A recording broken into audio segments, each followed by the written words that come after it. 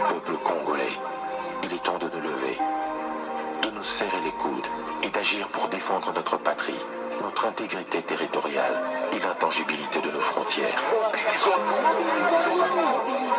La République démocratique du Congo est victime d'une nouvelle agression rwandaise et des actes criminels et terroristes du M23.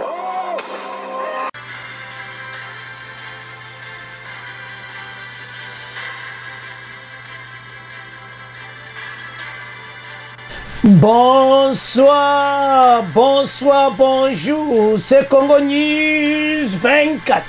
Bande Konanga, comme toujours avant de commencer notre émission, nous disons merci à Dieu.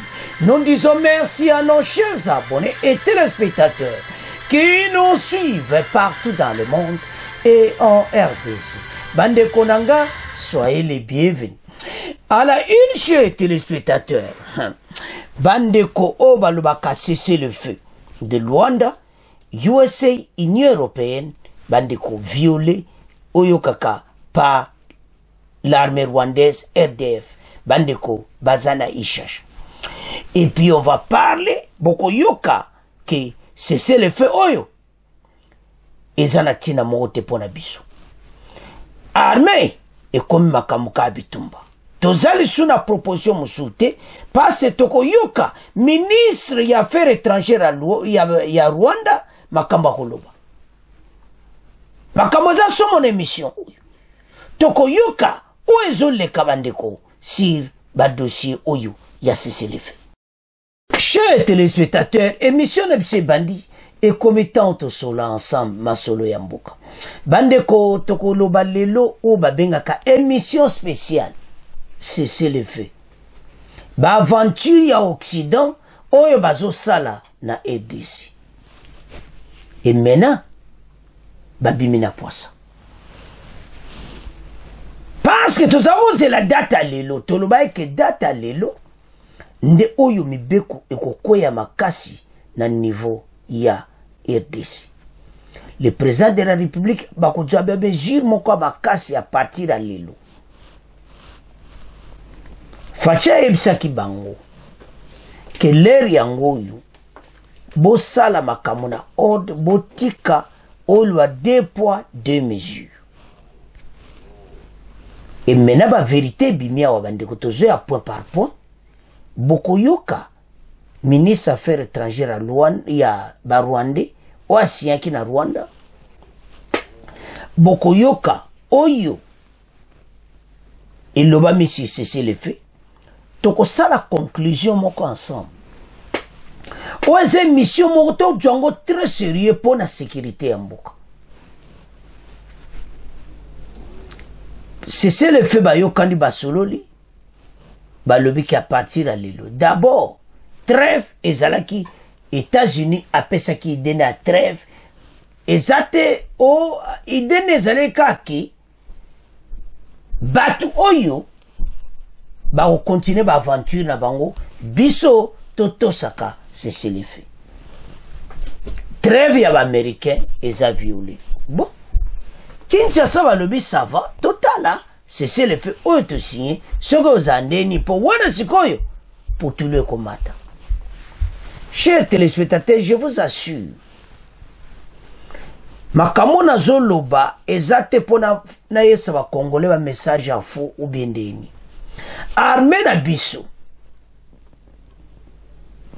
aza pour le moment na position de force.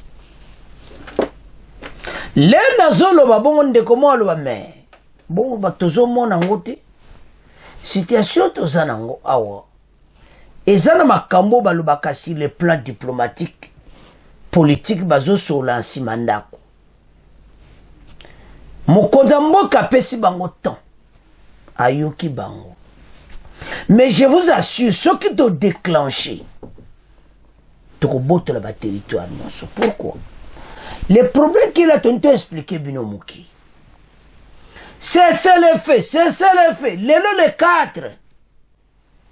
Rwanda Bouki, c'est le fait.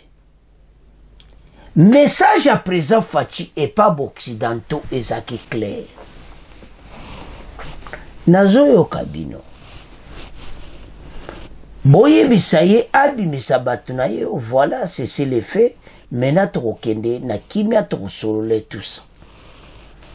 Kagame est en train de progresser. Tout ça la nie. Bino bokanisi vraiment. Batika pe ba yeti ba koti pe. Ba yeti ba omone sake baleka. Côté pe bazako ya bazako ba zo ketala. Président Rwanda zama yeli. Ayebi koma kwa mbrouiller ba Congolais, to koma contre mokonza mboka, to pousser ye a signer ba accord na ba rebelle. C'est ça. Trêve wana kop na ba américain na mayo et simbiti. Parce déjà kaka leba sala ki trêve ba meki ba sisi fa déjà petit mon biloko. Il y a eu plusieurs morts. Bolandaki to tiela kibi. Et maintenant, qu'est-ce qu'ils ont fait? Quel côté qu'on a la frontière na Ouganda? Vito que direction ana? Wazalendo kuna. Pour wazalendo baza partout. Oti que les bango tenti. Alors qu'est-ce qui s'était passé? Bitumba. Fade azati. Passe ba simpe ba consimpe ça. Wazalendo akolinga pete tozo eza pona kolakisa banke tozo mona bino bozo buka ba cesser les faits bozo buka nyonso tala bitumba de salami moya ko wangana ezate avec les wazalendo wana basala ki bitumba et maintenant wazalendo abito tika bangwa totala supaba lo ke po biso wazalendo to bunda to tika nan bango bakoti na Nyamulima sans combat. Oh. Et mbala moko message quoi? Tozo un message d'abord nango. Bon comprendre que bato yo bazo yo kati. Tokoye message moko tokoyo kisabino nan o esalemi na Ishasha. La frontière avec Rwanda et Ouganda. Côté bazoya na bangote. Po bakoya pété. Et loko bazo luka.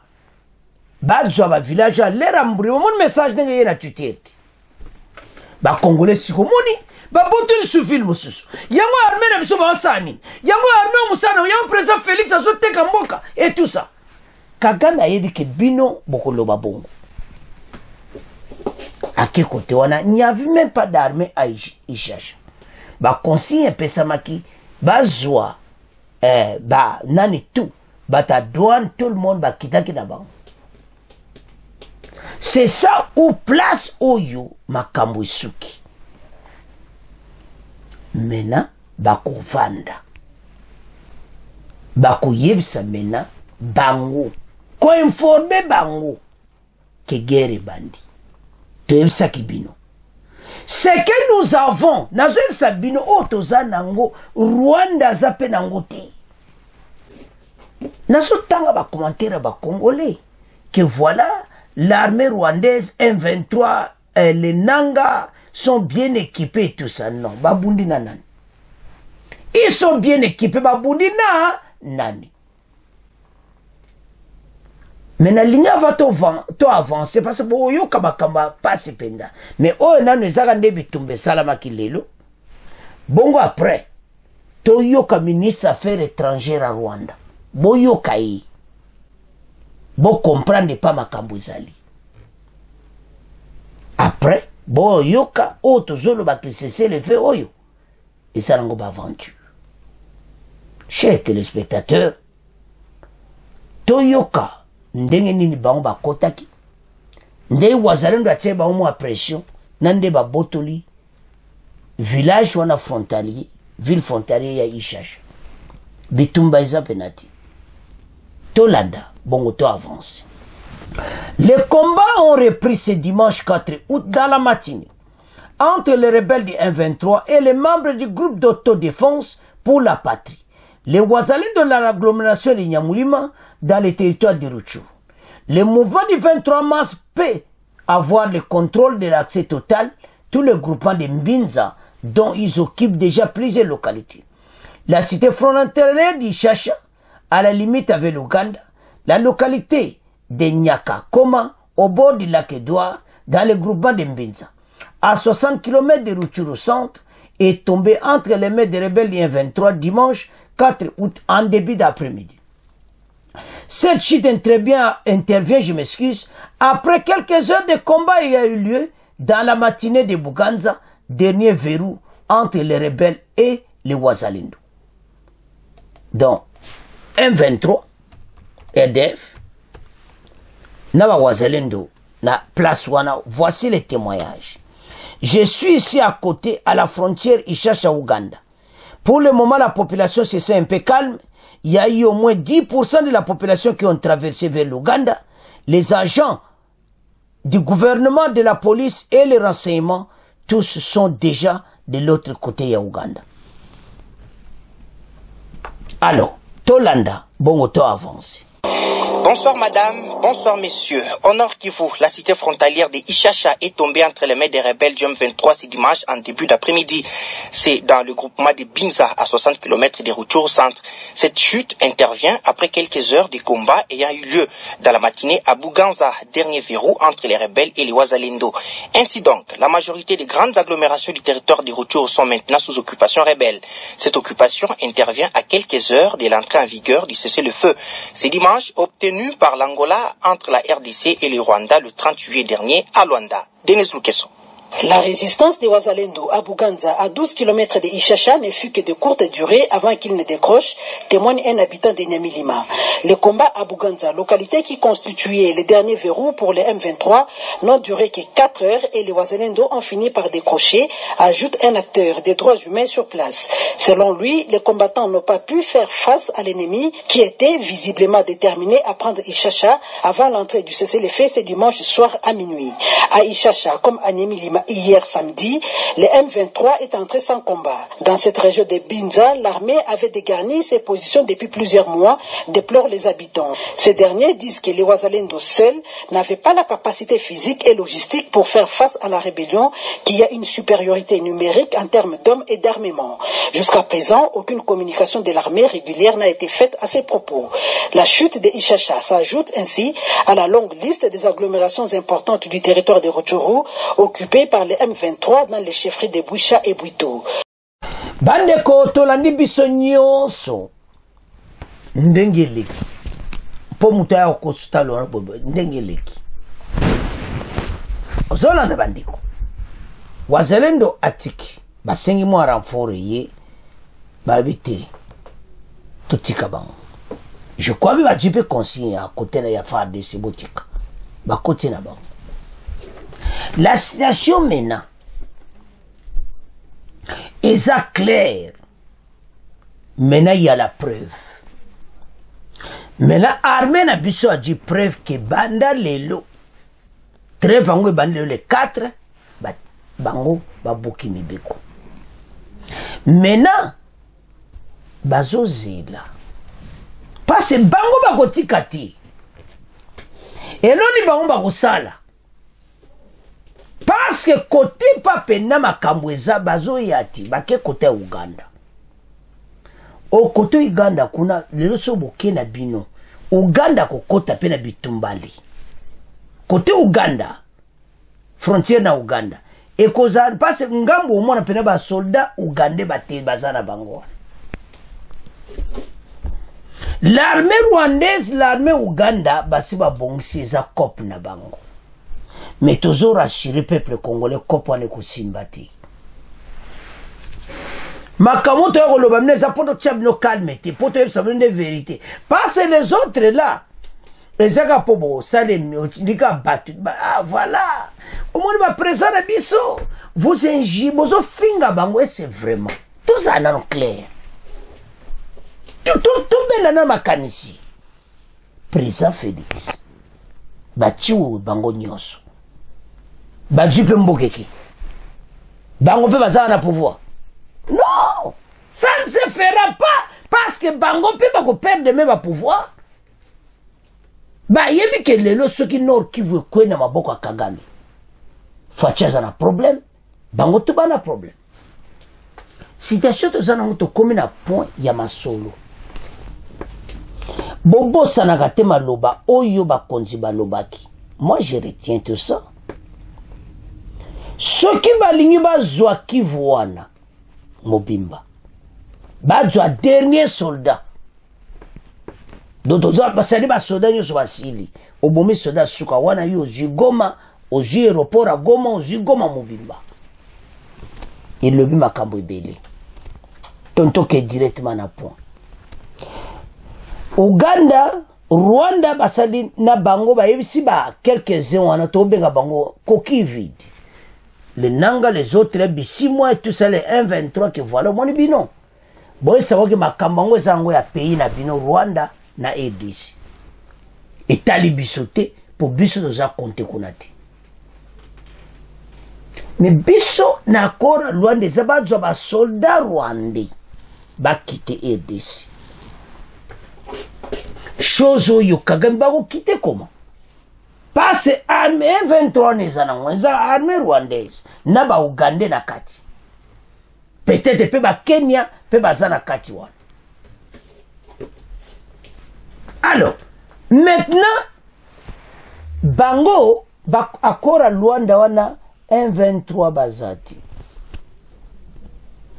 Kagame peut arrêter batunate parce qu'il y a des preuves que bo wana nyoso be ba koti na ishasha lelo. Au mona baomo bimba armée rwandaise bino boyeba congolais tala kanga bango nde baza milai au mona ka bango batuti bango bazokota na kati ya ishasha po ba video atwa laksawati mutu mota sa publicité na bango bakoti na ishasha so bino bo laksa ba video na bango bozande ba rwandais baye bakote un groupe à bateau abete maboko bakoti na ishasha.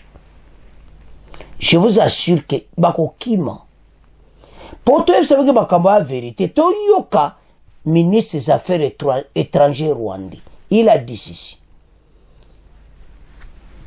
que ezana processus à Nairobi na ni batuni question accord à Luanda cesser le feu et kotia pe na région. Oh, accord à Luanda, alobi polele ke kotia pe na région te. Toza pe na accord à Nairobi, oyo, il fallait, ba groupe armé, ba kutana, na moko, biso ba groupe armé, ba kutana nani. Ba groupe armé nyonso, ba si ba comprendre masulu. Ba ngoni boso ba yeba kite, même le basa ba nina Nairobi wana. Ba yo mona, oh. Oui, ça va ça quoi envahir mboka na biso. Ba groupe armé côté sima FARDC oh. Alembara momo koda nommé bango ba réserviste ba o toucher salaire na bango. Les wazalé. Alors, donc il n'y a plus problème ba armé n'est pas la biso. Il y a ba groupe armé. Ba groupe armé étranger bango nde wana oyo ba o tia terreur na mboka na biso comme au Sud Kivu comme na Nord Kivu. Et masona moto ko tala après. Parce que yinda mabe. Alors, tout l'anda ministre, il y a affaires étrangères rwandais, bon, auto avance. Bandeko bangona na mesa, alobi que nde bozo mona yato tche foto na mobimba na se ba sourcier, pour to benga Union européenne, na États-Unis, bazape na ba sourcier na bazape na, oyo abandoki ya Congo. Otie meno yo a de grande gaba Congo. Bango ana likolo ya preya ministre affaires étrangères. Do bango cop na bango ezakaki. Fachi a signé na ba rebelle. Comme ça tout tient tozongi na position l'era Kabila. Do songo a signé kaka yango tozongi na position wana. Bango ba lobby boy. Ba koma na kati armée na biso baza opposition biso to boy. Mais to kana ministre affaires étrangères na ba mensonge na bango. Alobi clairement peke makambo wana 1-23 ana kadite. Et ça entre bango na RDC na Rwanda. Mais ajo ba soda ne ba bima na RDC. So ajo ba soda na yi. Et ce bateau yo bananga tout cela bako résister la FARDC? La réponse est claire, non. Toyo Kabango, Rwanda, bongo, to avance. La réunion de Rwanda est une réunion entre des États, entre les 3 États. Ce n'est pas une réunion entre parties belligérantes. Donc, ce qu'on fait, comme je l'ai dit, c'est de garantir qu'il y ait un cessez-le-feu et qu'on y mette les moyens, notamment à partir de ce mécanisme ad hoc. Pour le M23, et d'ailleurs pour tous les autres groupes armés, il y a un autre processus, qui est le processus de Nairobi, qui est sous l'égide de la communauté de l'Afrique de l'Est, East African Community, piloté actuellement par l'ancien président kenyan Uhuru Kenyatta. Et c'est ce processus qui contient 2 volets. Il y a un volet politique, donc le dialogue entre le gouvernement congolais et les partis et les groupes armés à l'est de la RDC, mais aussi un volet militaire où il y avait une force régionale de l'East African Community qui avait d'ailleurs pu imposer un cessez-le-feu pendant 6 mois, de mars à septembre, avec le retrait des M23 de plus de 80% de son territoire, mais malheureusement qui a été expulsé par le président congolais parce que il estimait que cette force n'était pas assez offensive. Et en quoi les pourparlers en cours entre le Rwanda et la République démocratique du Congo pourraient mener à une paix durable dans la région? Justement, le processus de Luanda n'a pas l'ambition de résoudre tous les problèmes de la RDC.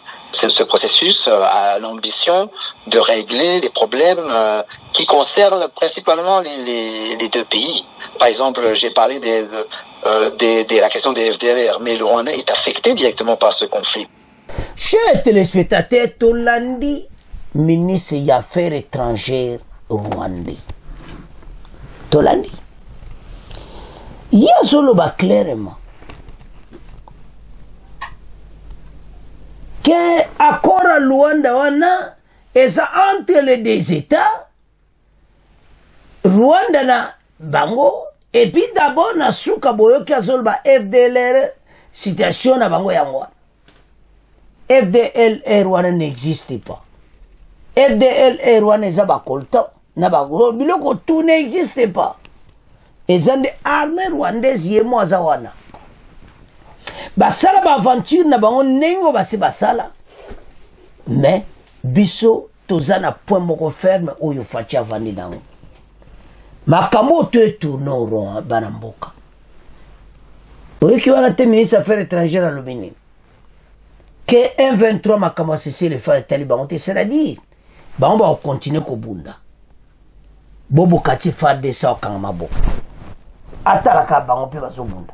Non, ça ne se fera pas. Ndenge bazawana bazo kene na position bazo kene nango. Farde sa zo bongsa dernier de blindé.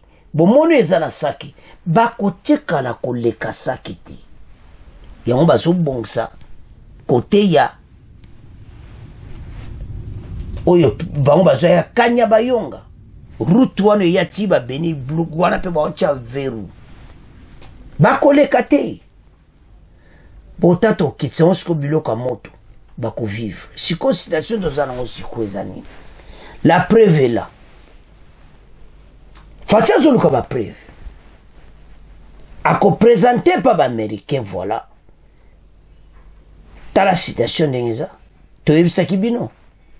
C'est quoi bon dimelinga. Allez. Maintenant, bon, je vous assure qu'écoute ONU, Azo s'est préparé. Parce que bango moko ba komi na suka. Les aventures. Ba kop na bango esimbiti. Kop ezaka moko. Tozonga na système wana. Payez à la diriger na Kagame. Comprendre ko les simbité biso sur le timbele ki na biso. Ba konti ba bona moko ke musika na bango. Tika to sala. Trêve humanitaire. C'est le fait. Maintenant on est à suka. Soko bolo banano. Ba yer sunani. Tout na ba congolais. Ba tie trêve na bango. Armée rwandaise azaka kokota na ba village. batie cessez-le-feu bakoti siko bango baza na soni ke bakosi RDC bakosi président Faci na nsima ndako baoyokana kuna e solution baza nango sikoyo kopesi ekufi ekomi temps oyo makambo totikaka yango bazoluka ndenge batika yango ekosimba ndenge nini ekomi bito parce que bato wana bakoyokela bango te oh bino bato botinda ye biso te président Rwanda alo bino bato botinda ye nga te nabenda baplan na ye nango na pale na bino basociété na bino baye bazwi baplan mais siko booloba nanga lisusu nini mena baoyebisa kopesi ekufi bima na RDC ye aloba nakobima ndenge nini mena reverse nango donc Rwanda a un problème akobima nde l'accord de Luanda ezake bango babimisa basoda na bango mais baozoposer problème ya FDLR yango ti lelo na kote baza tomona akutu bango ti FDLR invisible mena situation bazokee nango eza nini ya toloba ke suka tawe kobombarda bokondima RDC aza ye moko te Faci aza na bapeyi ayo tia stand by neti ba Chine atia ndima kopesa tu bayebisi non calme totala bango eloko nde batie baveru bango baleka bakende bavila minene wana ti toyekola ndeni tokobeta bango biloko tobengana bango tobotola baterritoire nazoloba bango ekuti epa na nga te tolandaki le général Ekenge alobi te soki identifier baproblème depuis esami na kanya bayonga bandeko tozo esami no monde bakoti na ishesha moto akoso te bitumba ezalaki nango bazali na bawazalendo bitumba avant Nyamulima na Mbinza bazali na ishasha bitumba eza te so landango bien ezalaki avant wana après batikeli bango bakende bokota kuna et ça va d'abord okoma kuna baza wana baza temporaire ba ville wana tout pression bani ko ya makasi côté ya ONU pression ko ya makasi côté ya Occident ba yebi ke suka Faci yebisaki bango parce que bango pe bazobanga ba mona pena ke Faci salio Chine armée na kata terre parce que Russie moyen te Russie grand ennemi na bango Chine kaka ya ale parce que biso ça pays indépendant toko siela n'importe quel pays problème toza wana toloba na kina bango aluto sala boy soko eza ba jeune bango Faci na motema na salba soko eza ba jeune bino nde bato kosuka siko botu nanga siko bakoloba na RDC nini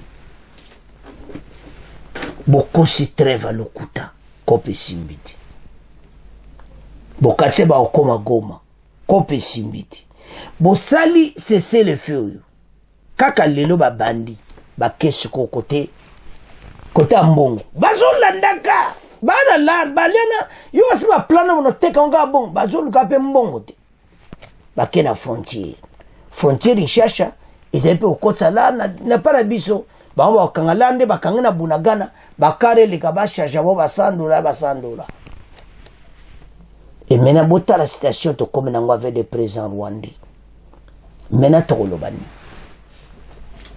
Congolais Lamuka tellement lève-toi il est temps to bunda po na mboka mayela mo comme na suka et qu'est-ce va se passer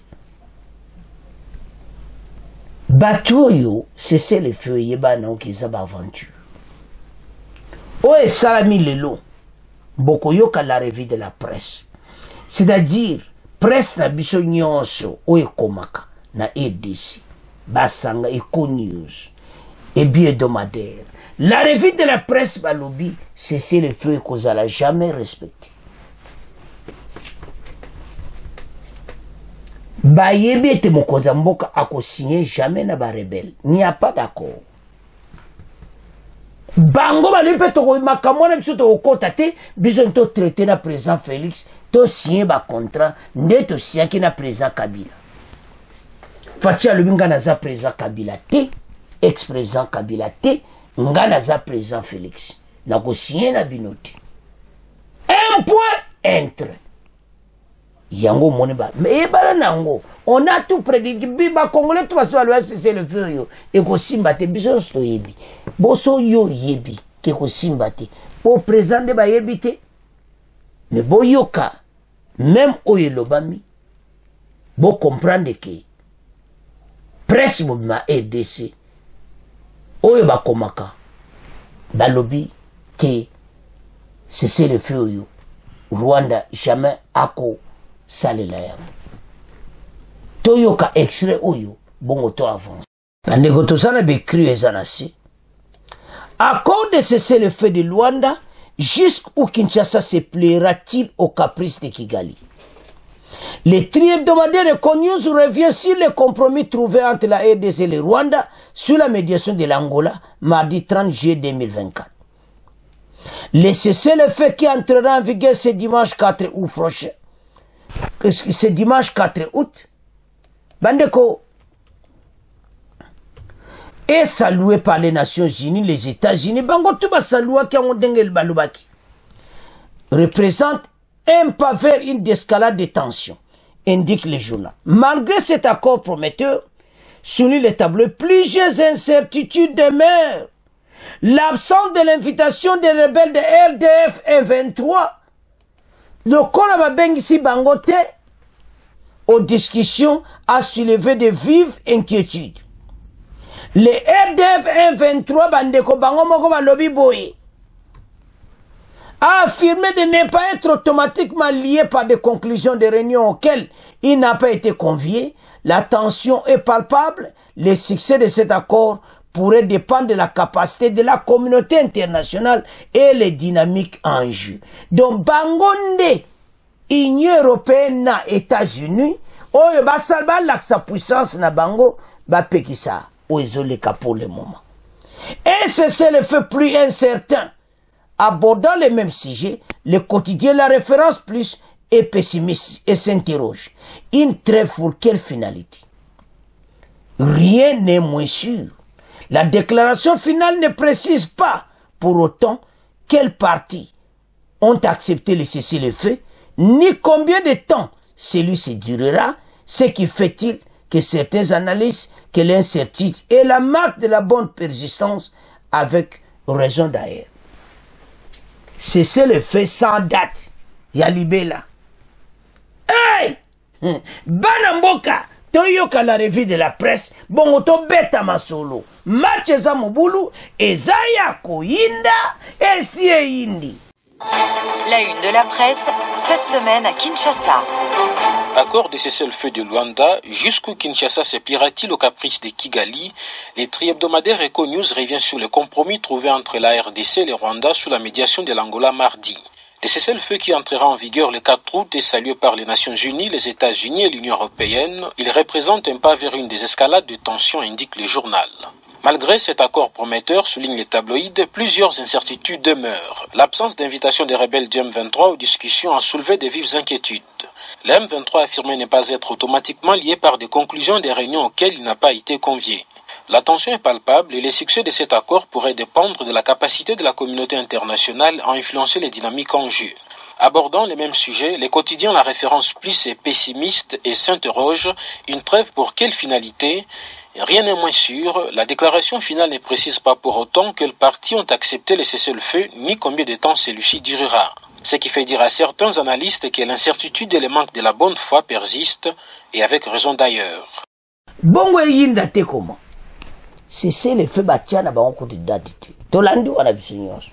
Il n'y a pas de date qui est na date. Trêve kutu ba États-Unis balbe silazi le 3 à minuit. Mais oye bandi lelo na minuit kutu déjà bitombe bandi ba yena bango. Alors, na situation nyoso bo tala bisonde to tia pression na armée. Pona ba aventure yo, il n'y a rien. Bolande la revue de la presse, ba le combien avant dimanche, Ce n'est pas aujourd'hui, bakomi. Bakoma qui on samedi déjà, bakomi yango, balobi dit en avance. Que makambwanu et salamaki. C'est le feu aux assurés. C'est le feu moko ezanga dati. Ezanga na mutu na makulu. Ceux qui bakonzi bazo keneko signer yango, nous devons dire une chose. Bakonzi botelemisa armée. Boyeba ete na nyonso yo. Peuple wana azo continuer ko souffrir. Biso to linge kesu mulaiti. Le quoi bozela ki lelo. Bota la soka ko respecter ou pas. Maintenant à respecter na yepeti. Donc to pesi ba journaux wana nyonso raison ou à la revue de la presse ou to la nido ba yebi ki ko salamati. Et maintenant Kagame ces hommes hein baboui. Pona bango bazakoya. Boya. Tala oyebi soko zoya bongama. Ozo oyebi poche mutanda ozela yo. Armée na biso bazana position ba pemi penza. Bitu beza asuta. To sa so ba demba bundaka na bangote. Ba boy bana ba wazalendo ape ba kufaka. Le wazalendo ba ocha bango de présence à wazalendo. Tout ça la clair. Wazalendo puissance na ko résister ten armée rwandaise. Mais lo koni wazalendo a osala. Azo jouer jeu moko ko laksa ke bazana bango. Ko tia bango ka mbutu ko tia bango mobulu. C'est ça au monde ba américain ba lingi ba wazalendo ti. Européen lingi wazalendo tazo pesa wazalendo ba sanction. Bozo kwa ko pesa Kagame ti. Et maintenant wazalendo habite esabu bazali. Bas domoni bango place kuba osala bo bon ça va. Donc tout cela se prépare en conséquence. Mais je vous assure, la position tozanango na armement. Na zone dima au général Kengalobaki c'est vendredi. À Kisangani. So landa kete lande mission à lobby oyo ko général Kengalobaki. Que nous avons identifié les problèmes na kati ya armée oyo salamaki na Kanyabayonga. Donc wana pasi ba bunda ki na Kanyabayonga peneza ki ke ba kwa ko lexa bangoti. Mais ba comprendre. Boyebu le kaki on a arrêté ba kangi bato et tout ça. Ba du peine de mort. Et ko salama li susuti. Donc cela veut dire si ça déclenche lobby parce na yebiete bazoze la bango. Parce ba ke côté on siliti. Il cherche à côté Rwanda. Ou à côté Ouganda, je m'excuse. Si vous connaissez la frontière na Ouganda bokoti, si vous connaissez soit. Bako zonga koto baya kota Nyirangongo. Baya kote ya Kanyabayonga. Kanyabayonga mena baya wana, je vous assure, c'est là où le feu pour tout le combattant.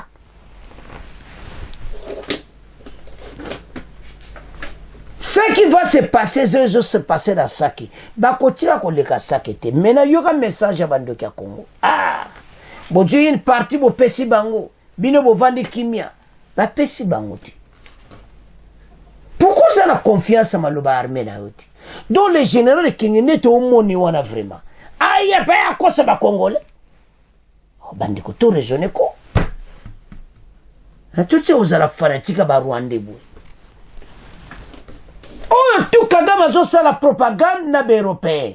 Ben, Occident comme na Souka, et les États-Unis, et les Syrie, c'est qu'ils voulaient que le président Félix a signé un accord avec tous ces. Doso tala. M23 Oyo. Bazan ka quelques têtes. La majorité, kaka armée rwandaise, a signé Penabango. Bandeko pe uti musika bolanda histoire oezo sala bana banango dans le passé ba musupe ba salati boyi ba kombo et salama problème na bango ezakaka fachi asala oyo Kabila asalaki lokola Kabila salaki yango asinya kina ba rebelle na Kagame basigné makamutu voilà kimia bon et puis ils exigeaient que biso ba généraux na biso bakozala kota Kivu yes bakozala kota Nord Kivu yes aussi mona généraux mba akozala ka côté ko ba côté bo tina ta Congo central te. C'est ça pour proposition oyo bango cahier de charge ya M23 yango wana bango tout wana ba généraux na kati ya armée wapi na Nord Kivu.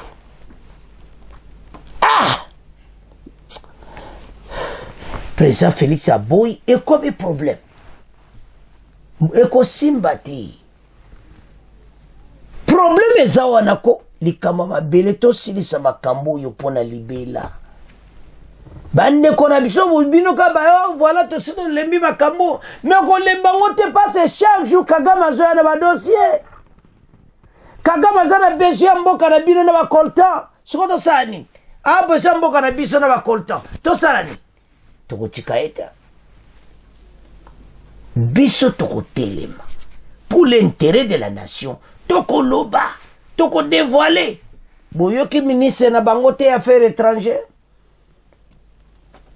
que accord à loi de kosisa problème yo sur la région te bango baza bato ma solo te Kagame aza mutabiki na papier te aza mutaba arme bango déjà c'est kota na makila et Rwandais zakaka arme baza batmo très compliqué baza na Libabe Rwanda nde bozo mone wana bandeko baza na Angleterre bakoyebisa bino na awa na Angleterre soki na sapo bandeko na Wales bandeko na ngai awa na Grande-Bretagne kaka na Wales bandeko mwana moko eza na mboka Southport mwana Rwande abomi mwana ya Rwande ajimbele abomi mindeli ba mindeli batomboki mena contre ba noir nyonso ya ote sabino baza bata Libabe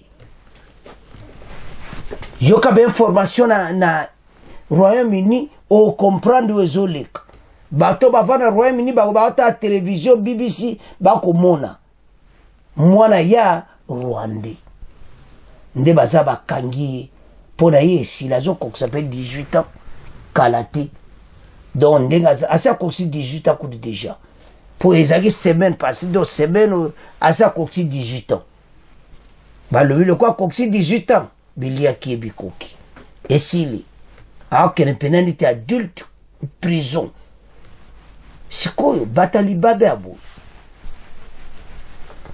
parte pa baza ba problème à Rwanda baza ba tuté mais au baza kuna le peuple rwandais présent na bangonde mutaye na ba système wana et je même partout ba problème pas na ba mo ba Rwanda mais et vous te pas yé moko présent na bango toko bunda na bango biso na bango bitumbe ko kende tito ke na bango soki ti wapi